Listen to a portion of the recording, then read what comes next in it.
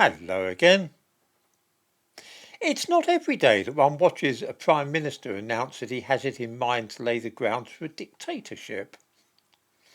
Mind, I don't think that Rishi Sunak even knew that this was what he was doing, for he is, from all that I'm able to apprehend, no great student of British politics and civic life. Before looking at what he said, we need to think about what keeps this country free and democratic. This is achieved by something called the separation of powers.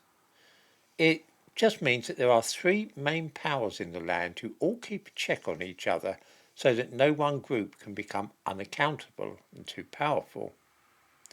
These powers are the executive, which is the Prime Minister and the Cabinet. Usually we call them the government. The legislature, which is to say the body which makes laws. In this country, this is Parliament. And the third power is the judiciary, the courts. Each of these three powers is vitally necessary for a free democracy to function. The government cannot just do as it pleases, because it has to deal with Parliament if it wishes to pass laws.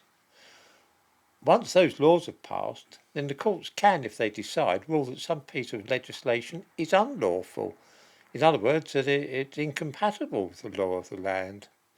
In this way, no government can simply do as it pleases, even if it has a large majority, as is currently the case. They can sometimes get bad laws onto the statute books by forcing them through Parliament, but then the courts will strike those laws down if they're not in accordance with the existing law. Which is, of course, precisely what happened to the Rwanda law the other day. The court said the government couldn't do what they proposed. At his press conference this morning, Rishi Sunak said, "Our Parliament is sovereign and it should be able to make decisions that cannot be undone in our courts." What he meant by this is that with his majority in Parliament, he's going to force a law through and then nobble the Constitution in such a way that the judiciary cannot interfere. I do not say that Sunak is a fascist, but this is of course precisely what Hitler did in 1933. Sunak is saying that he's going to force laws through Parliament and prevent the courts from being able to interpret those laws and decide if they are compatible with existing statutes. In the name of short-term advantage, because he thinks that sending a few illegal immigrants to Rwanda would play well with the electorate, this dreadful man is prepared to overthrow our constitution and behave like a dictator, so that he can force through a law which nobody can ever challenge. Whatever your feelings about immigration, this is a frightening prospect, because once a Prime Minister is able to get away with such a move, in this case about getting a few people to Rwanda, it means that in the future a genuine fascist could use that same tactic to sidestep all the restraints which should necessarily operate to control the executive in a democracy.